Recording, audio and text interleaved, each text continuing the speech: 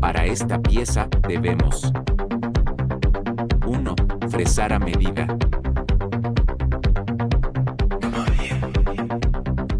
2. Tornear medio.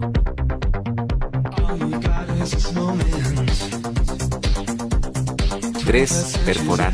Iniciamos con una broca centro. Perforamos con broca de menor medida. Ahora usamos broca a la medida. Hacemos chaflán con broca centro. Lista la fabricación.